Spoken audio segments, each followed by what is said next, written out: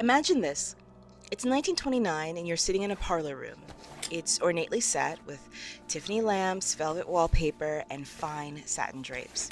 You sit around a table with other people, people you don't really know, elderly women, men with glasses and long white beards, and at the head of the table is a woman. She's plain faced with small circular glasses and brown hair piled on top of her head. She tells you all to hold hands. Close your eyes. For a moment, there's nothing, only silence, and you adjust the clammy hand that's next to you, and you hear somebody clearing their throat. Then, suddenly, you feel it. The table starts to move, it starts to shake and rumble. First, you think it's the person next to you accidentally kicking the table. But then, the woman at the head of the table slumps forward. Then her head kicks back, and from her mouth comes words that don't sound like her natural voice. I am the great Indian warrior, bright moon.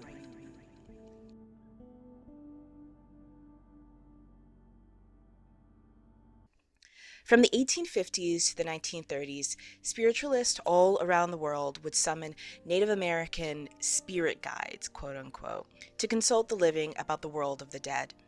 Mediums would claim that these Native American spirits were there to help connect the living to their past loved ones because they were motivated by a sense of duty and altruism to help these poor white people make a living.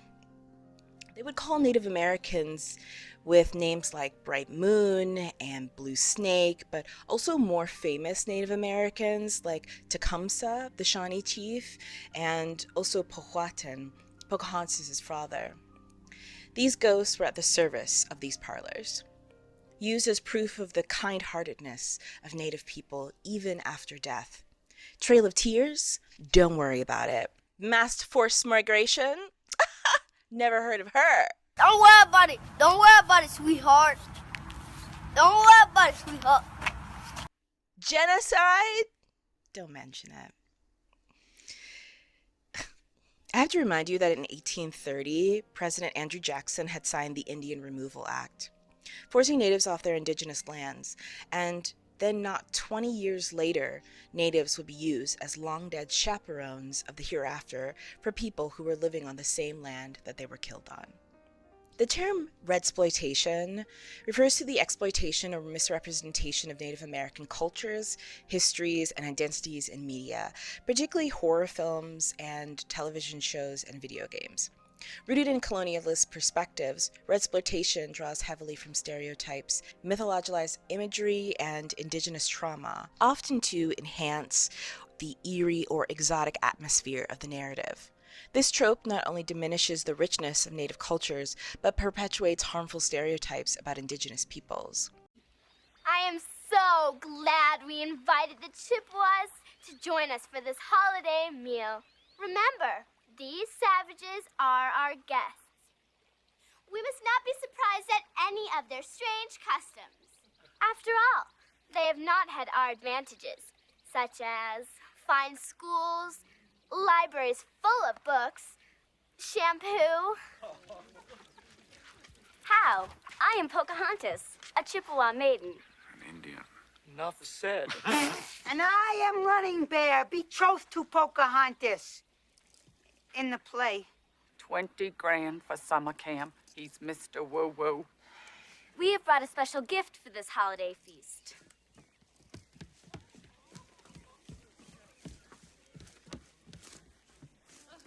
I am a turkey. Kill me. What a thoughtful gift. Why, you are as civilized as we, except we wear shoes and have last names. Welcome to our table, our new primitive friends. Thank you, Sarah Miller. You're the most beautiful person I've ever seen. Your hair is the color of the sun. Your skin is like fresh milk. And everyone loves you. Stop! Sit. Wait. What? We cannot break bread with you. Huh? Becky, what's going on? Wednesday. You have taken the land which is rightfully ours. Years from now, my people will be forced to live in mobile homes, on reservations. Your people will wear cardigans and drink highballs. We will sell our bracelets by the roadsides. You will play golf and enjoy hot hors d'oeuvres. My people will have pain and degradation. Your people will have stick shifts. The gods of my tribe have spoken. They have said, do not trust the pilgrims. Especially Sarah Miller. Gary, she's changing the words. And for all these reasons, I've decided to scalp you and burn your village to the ground. I really wanted to release this video on Thanksgiving, but that did not happen, and I apologize. But I'm releasing it now, and I'm really excited to be talking more about this. I've been thinking about this topic for a really long time. One is that I live in the Pacific Northwest, and the Pacific Northwest has a really great active Native population. I'm now sitting on the unceded Coast Salish lands of the Coast Salish people. But ever since I played the game Until Dawn, I was thinking a lot about the use of Native American cultures and histories in media. And the way that they were using the Wendigo character really didn't sit right with me, so I decided to look more into it. The Wendigo creature was turning into something that was like largely not informed by Native American people. It was turning into some sort of like a creepypasta sort of a thing. It reminded me a lot of the way that like the zombie has been taken from its original Caribbean roots and turned into something that has really no cultural or spiritual connection to its origins. Now instead the Wendigo is turning into some sort of like werewolf shapeshifter cannibal creature person guy, scary creepypasta Dead by Daylight character, and it's kind of losing all of its cultural heritage, the spiritual connection that it has, and the cultural context that really makes a story like the Wendigo very special. I was really bothered also by the quote-unquote Indian burial ground trope as well. That's something that I never really quite understood where it came from or what was the reason of why that was used so much. This is our famous hedge maze. It's quite an attraction around here. The walls are 13 feet high, and the hedge is about as old as the hotel itself. It's a lot of fun, but I wouldn't want to go in there unless I had an hour to spare to find my way out. When was the Overlook built? Construction started in 1907. It was finished in 1909. The site is supposed to be located on an Indian burial ground, and I believe they actually had to repel a few Indian attacks as they were building it. That's our snowcat. Especially in horror. It's used a lot in horror.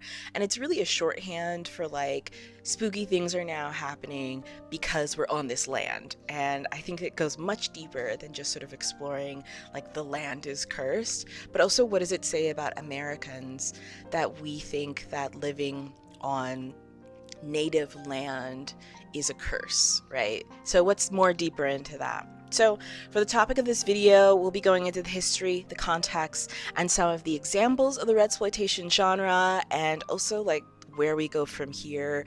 My whole goal with this video is not to like shame your favorite movie if you happen to like any of the movies that I talk about in this one. My goal for this video is to really explore the topic and to explore the historical context of it, to think more deeply about it, so that it's not just sort of like a passive thing that you're just sort of like consuming without any thought about what is the history of this, and largely also what is the impact of these things as well. So to watch, keep watching. Don't turn that dial. Okay. I want you to think for a moment on your first image of Native Americans that you saw in media. Like, Pyewacket. Can you stop that? Okay, thank you.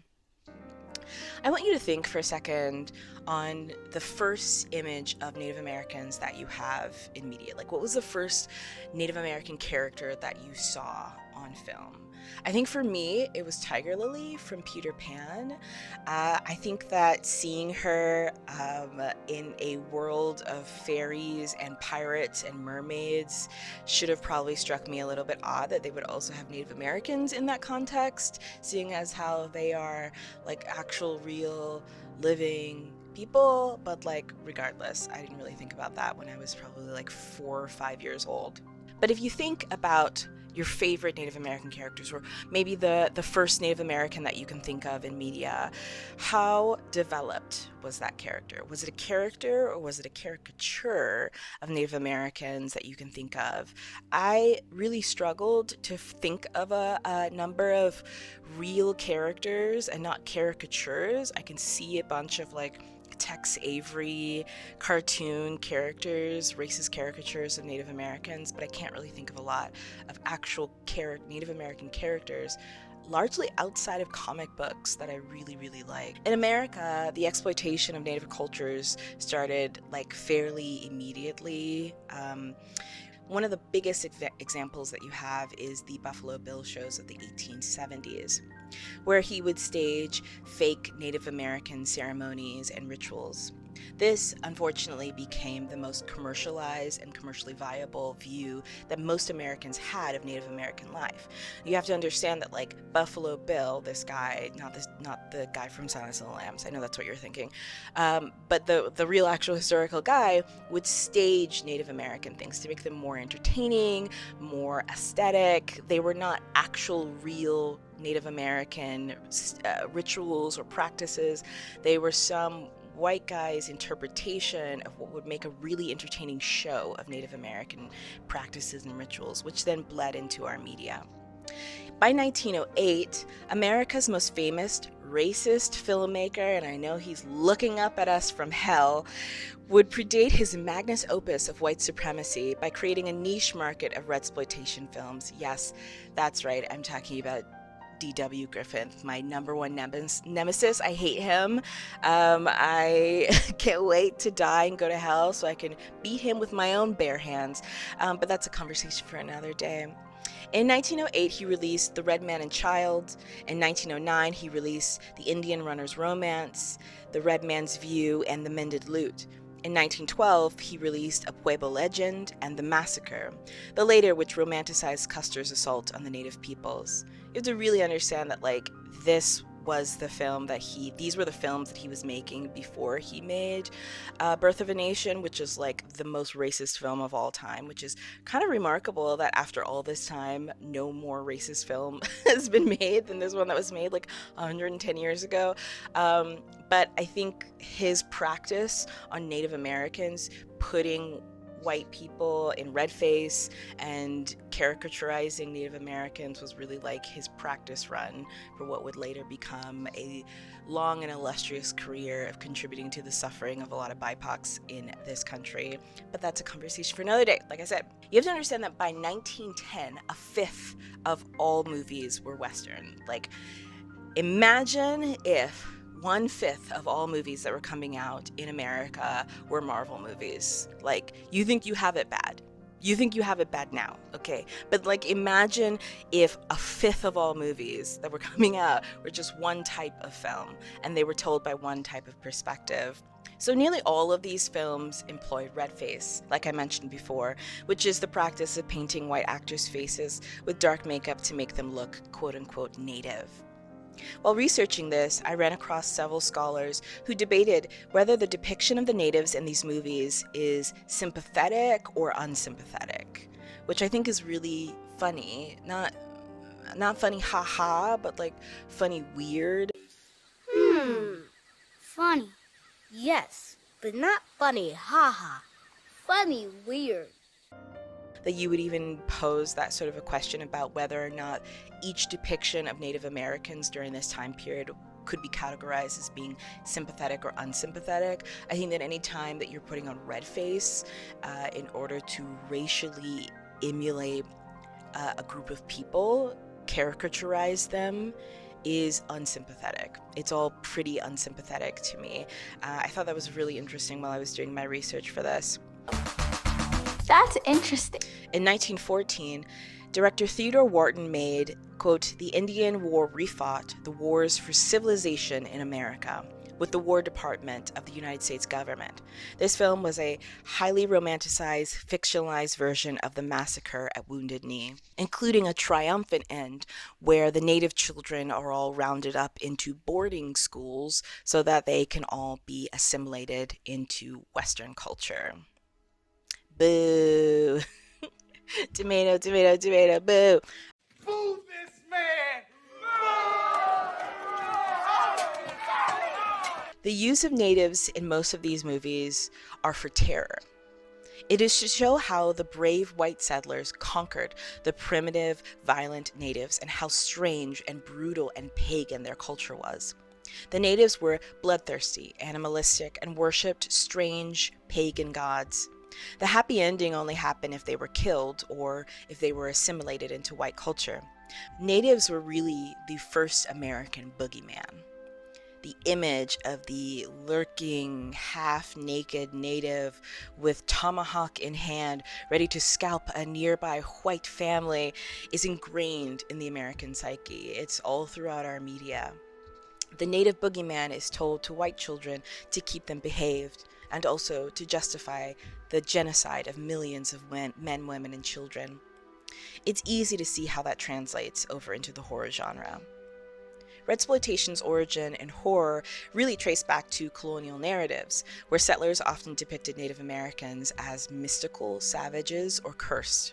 These narratives were born from settler guilt and fear, manifesting in stories that framed Indigenous people as vengeful spirits or guardians of forbidden knowledge.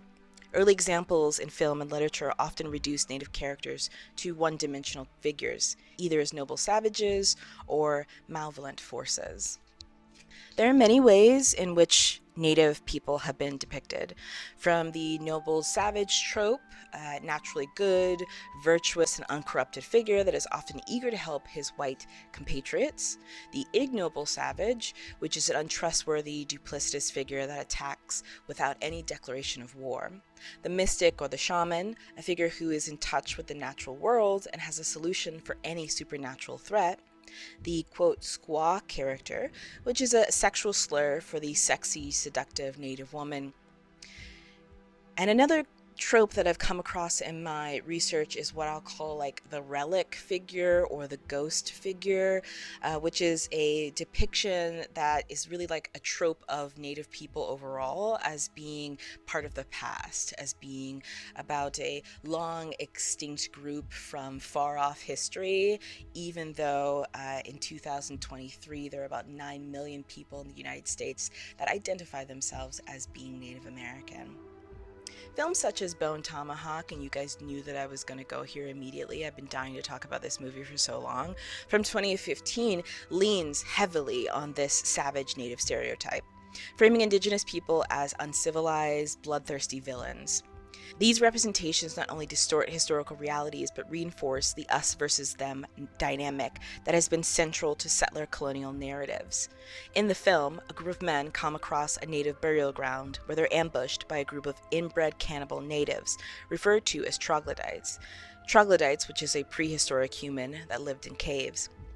These natives are barely even human beings. They don't even look identifiable as Homo sapiens. They don't speak a human tongue and are preternaturally strong. They wear animal bones that look like it's coming out of their bodies.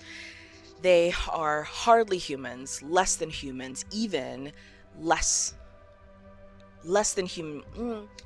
How do I want to say this? They're like depicted as being like less than white people, even less than Native people.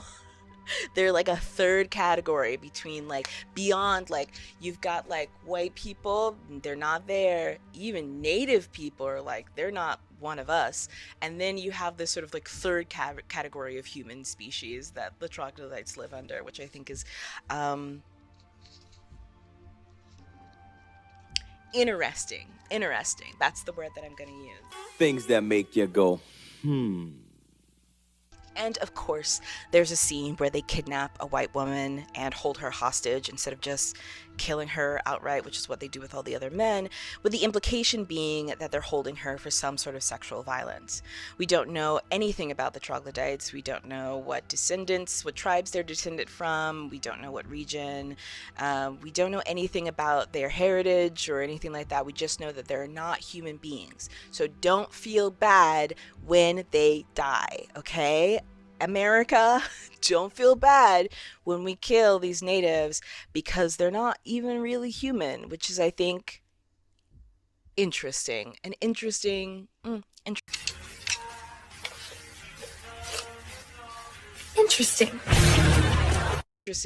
Also, I don't think I didn't clock the Zane McClarnon. Oh my God, tell me I'm saying his name right. Zane McClarnon. Don't think that I didn't clock the Zane McClarnon cameo in this movie where he comes out as like Professor Indian who is like able to tell the white people that like it's totally cool, none of this is racist, we don't fuck with them, like those are not, I've never seen those tias and those tias in my life, I don't know who they are, and like you can kill them, like actually you'd be doing us Native Americans like a huge solid if you just like murdered all of them and just like just killed them all actually. And like, listen, Zane, babe, you know I love you, you know I'm crazy for you, okay? But I hope the check cleared, I hope it cashed, and I hope rent was solid for that month because you had no business being in that movie whatsoever. And also beyond the abject racism of this movie, just really quickly so I can get it out, I think it's ugly. I think it's an ugly movie. I think the cinematography and the pacing of it is whack. I think it's a really hard to look at and hard to watch movie. Why people keep recommending Bone Tomahawk to me is wild to me. Stop telling me to watch this ass movie. The movie is racist and also ugly. Okay, I'm sorry. That was a tangent. Like we touched on in Bone Tomahawk, the quote Indian burial ground trope is really, really prominent. And I know as soon as I said Indian burial ground, you thought of a couple of movies. Films like the Amityville Horror from 1979 or Pet Sematary from 1989. What is this place? This was their burial ground. Whose burial ground? Micmac Indians. I brought you here to bury Ellen's cat. Why, for God's sake? I said why, Judd? I had my reasons. Soil's thin, but you'll manage. I'm gonna sit over yonder now to smoke. I'd help you, but you gotta do it yourself. Each buries his own.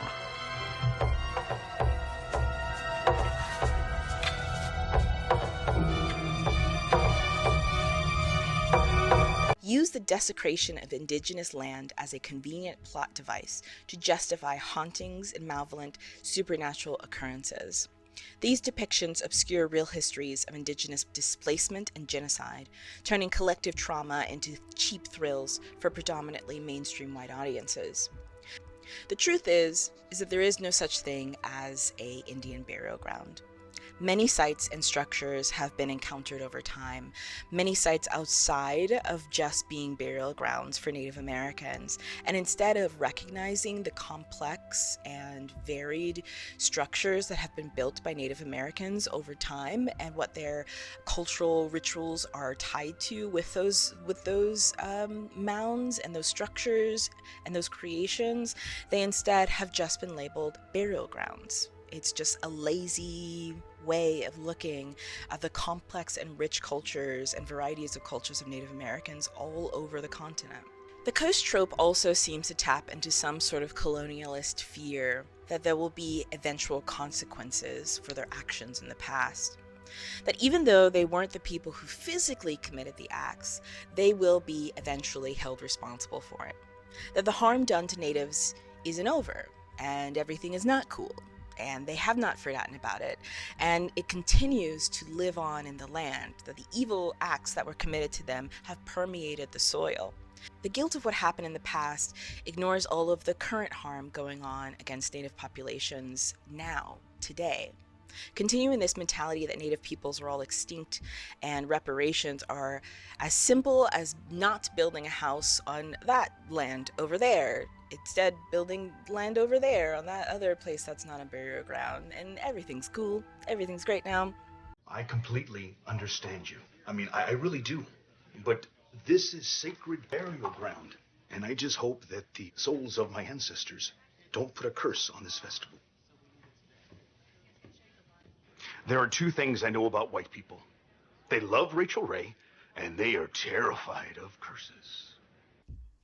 Conversely, some films appropriate Indigenous spirituality and symbols without context or respect. For instance, horror movies featuring dream catchers, spirit animals, or shamanic rituals often reduce these sacred practices to exotic props that signify danger or mystery. The 2003 adaptation of Stephen King's Dreamcatcher epitomizes this, treating Indigenous spiritual artifacts as tools for white protagonists to navigate supernatural threats. Even the idea of the Dreamcatcher, I think, is really interesting because a lot of people think that the Dreamcatcher looks like this, when actually Dreamcatchers look like this. Recently, the use of native mythological creatures like the Wendigo have become completely separated from their own cultural origins, like in 2021's Antlers, where it's used largely as a metaphor for domestic violence and abuse.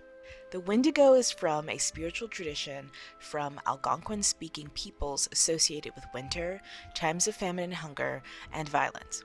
The spirit is used in many cultures to reinstate the taboo of cannibalism, not as a metaphor for cannibalism itself, like in 1999's Ravenous. Meanwhile, the frequent use of Indigenous settings or relics often serves as a backdrop for adventure and horror, trivializing their cultural significance. These representations strip Native cultures of their complexity, framing them as obstacles or tools for predominantly white heroes. In America, we have over 1,200 unique tribes, with their own individual dances, rituals, languages, foods, stories, histories, costumes, music, but Redsploitation flattens all of that, turning this rich variety of cultures into Indian. It's all Indian. A flat, 2D identity of what Native American is. Throughout the over 100 years of film history, I only really have about a handful of really good representation, and most of them aren't even horror. The majority of the films referenced in this video have no actual Native involvement behind or in front of the camera. There's a humongous crater of creativity that we don't have access to.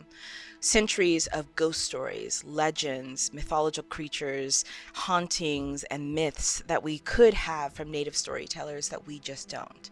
This is not just a blow to Native Americans, but also a blow to everybody. We're all losing by not hearing from Native American creators. Furthermore, this trend often ignores the trauma and systemic issues faced by Indigenous populations.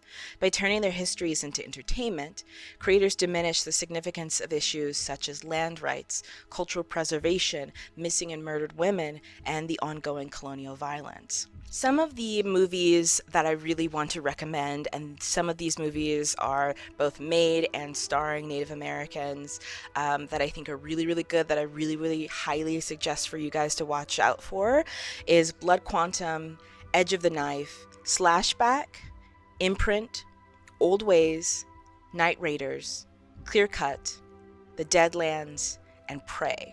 And also, if you're so inclined, if you're a reader as well, I would highly recommend checking out The Only Good Indians by Stephen Graham Smith, and I highly recommend any of his books because he's a genius and he's one of the greatest writers that we have right now. Also, Never Whistle at Night, which is an anthology book collection of short stories made by Indigenous writers, and also Mexican Gothic by Silvia Moreno Garcia. I would also recommend anything made by Silvia Moreno Garcia. She's also a genius, and she publishes books every other month. It's crazy. I can't keep up. Redsploitation remains a troubling trend in horror movies, reflecting broader issues of cultural appropriation and colonialist perspectives in media. However, the growing presence of Indigenous creators in these spaces offers hope for change. By amplifying authentic voices and challenging harmful tropes, horror media can evolve into a platform that respects and celebrates Indigenous cultures while confronting the darker legacies of colonialism. In recent years, Indigenous creators and allies have worked to reclaim horror and speculative genres to tell authentic stories. Films like Blood Quantum and Slashback offer nuanced portrayals of Indigenous characters and themes. Using horror as a tool to explore colonial trauma and resilience. Video games like Never Alone, developed in collaboration with the Inupiat people, provide a respectful and engaging exploration and collaboration of Indigenous narratives. These projects highlight the importance of consulting Indigenous voices in the creative process. By allowing Native storytellers to reclaim their narrative, the horror genre can shift from exploiting Indigenous histories to exploring them with depth and respect. I highly encourage you to engage with Native writers and creators themselves, not through someone's interpretation of them, but directly. There are many Native creators, many Native voices out there. There's a bunch of them on YouTube. You can follow a tribe called Geek, Native Media Theory, and the Indigenous Nerd. And follow creators on Instagram and other social media accounts like TikTok while it lasts. Thank you so much for watching. I really hope that you liked this video. Thank you so much to everybody who voted for this video on YouTube. I was trying to decide about what video I should make next, and I thought over the course of Thanksgiving that I really wanted to do this one, but like the time had passed and I didn't know if anybody would still be interested in it. So thank you for helping me decide. Thank you so much to all of the patrons as well. If you enjoy this video and you'd like to help me keep making these videos, I would highly be thankful so much if you would contribute to the Patreon. That helps me to keep going with this and to hopefully one day, like, I don't know, make it my full-time gig. That would be great, because it's hard out here financially, y'all. I know y'all know, but you know, whatever. If you like to have early access to videos, give me topics and ideas for future videos, or just want to support me, you can also go to my Patreon. Every little thing helps. And also, I want to say that since we voted on this one this time, the next video is going to be about Candyman and Tony Todd, and I have a very special treat for that one as well that I hope that you guys would really like. I'm also going to be putting my classes. If you know me, maybe you might know that I teach classes in the Seattle area, and I haven't had any of my classes available online, and I'll be changing that. I'll be putting my history of horror classes online. So first I'll be working on uploading the history of horror, kind of like the 100 years of horror history, and then I'll be working on the history of Black horror and the history of queer horror. So I hope that you stay tuned to that. You can check my website for updates as I upload those over the next couple of months as well. Also, I would like to hear your thoughts on this video. What did you think? What is your favorite Native horror movie? I really want to know that. And if you have any recommendations for any movies that were not mentioned in this film, in this short film, please let me know. I would really like to know. Hopefully I see you in the next video, but if I don't, remember, take care of yourself, be kind to yourself, take care of others, and be kind to everybody, because the monsters are always closer than you think. All right. Bye. Bye. I'm gonna have some eggnog. Cheers.